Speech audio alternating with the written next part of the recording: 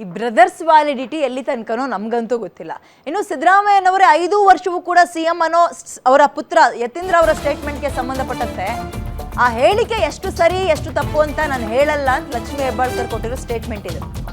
CM DCM ಅವರೇ high command ನಿರ್ಧಾರಕ್ಕೆ ಬಿಟ್ಟಿದ್ದಾರೆ.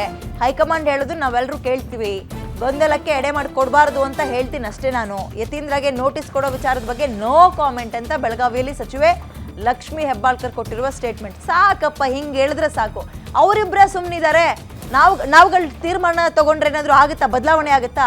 ನಮ್ಮದು ಹೈಕಮಾಂಡ್ ಇರೋ ಪಕ್ಷ, ಹೈಕಮಾಂಡ್ ಏನು ಹೇಳುತ್ತೋ ನಾವು ಅದಕ್ಕೆ ಬದ್ಧರಾಗಿದ್ದೀವಿ ಅನ್ನೋ ಇಷ್ಟು ಸೆಂಟೆನ್ಸನ್ನು ಎಲ್ಲ ಶಾಸಕರುಗಳು ಕೊಟ್ಬಿಟ್ರೆ ಕಾಂಗ್ರೆಸ್ನಲ್ಲಿ ಉದ್ಧಾರ ಆಗುತ್ತೆ ಪಕ್ಷ. ಇಲ್ಲ ಅಂದರೆ ಅವರಿಬ್ಬರ ನಡುವೆ ಇರುವಂತಹ ಬಿರುಕನ್ನ ಅಥವಾ ಕಂದಕವನ್ನ ಜಾಸ್ತಿ ಮಾಡೋ ಕೆಲಸವನ್ನ ಮಾಡ್ತಾರೆ.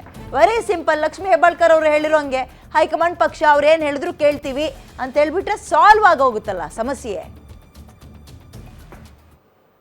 ನೋಡಿ, ಎಷ್ಟು ಸರಿ ತಪ್ಪು ಅಂತ ಹೇಳೋಳು ನಾನಲ್ಲ, ಬಟ್ ಹೈಕಮಾಂಡ್ ಮೇಲೆ ನಾವೆಲ್ಲರೂ ಬಿಟ್ಟಂತ ಸಂದರ್ಭದಲ್ಲಿ, ಸ್ವಂತ ಮಾನ್ಯ ಮುಖ್ಯಮಂತ್ರಿಗಳು ಹೇಳಿದಂತ ಸಂದರ್ಭದಲ್ಲಿ ಹೈಕಮಾಂಡ್ ಹೇಳಿದ್ನ ಕೇಳ್ತೀನಿ ಅಂತ ಡಿ.ಕೆ. ಶಿವಕುಮಾರ್ ಸಾಹೇಬ್ರು ಹೇಳಿದಂಥ ಸಂದರ್ಭದಲ್ಲಿ ಇನ್ನು ಗೊಂದಲಕ್ಕೆ ಎಡೆ ಮಾಡಿ ಕೊಡಬಾರ್ದು. ನಾವೆಲ್ಲರೂ ಜವಾಬ್ದಾರಿಯುತ ಸ್ಥಾನದಲ್ಲಿ ಇದ್ದಂಥವ್ರು ಗೊಂದಲಕ್ಕೆ ಎಡೆ ಮಾಡಿ ಕೊಡಬಾರ್ದು.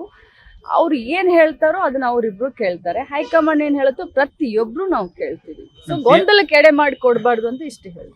ನೋಡಿ, ಎಷ್ಟು ಸರಿ ತಪ್ಪು ಅಂತ ಹೇಳೋಳು ನಾನಲ್ಲ, ಬಟ್ ಹೈಕಮಾಂಡ್ ಮೇಲೆ ನಾವೆಲ್ಲರೂ ಬಿಟ್ಟಂತ ಸಂದರ್ಭದಲ್ಲಿ, ಸ್ವಂತ ಮಾನ್ಯ ಮುಖ್ಯಮಂತ್ರಿಗಳು ಹೇಳಿದಂಥ ಸಂದರ್ಭದಲ್ಲಿ ಹೈಕಮಾಂಡ್ ಹೇಳಿದ್ನ ಕೇಳ್ತೀನಿ ಅಂತ ಡಿ.ಕೆ. ಶಿವಕುಮಾರ್ ಸಾಹೇಬ್ರು ಹೇಳಿದಂಥ ಸಂದರ್ಭದಲ್ಲಿ ಇನ್ನು ಗೊಂದಲಕ್ಕೆ ಎಡೆ ಮಾಡಿ ಕೊಡಬಾರ್ದು. ನಾವೆಲ್ಲರೂ ಜವಾಬ್ದಾರಿಯುತ ಸ್ಥಾನದಲ್ಲಿ ಇದ್ದಂಥವ್ರು ಗೊಂದಲಕ್ಕೆ ಎಡೆ ಮಾಡಿ ಕೊಡಬಾರ್ದು.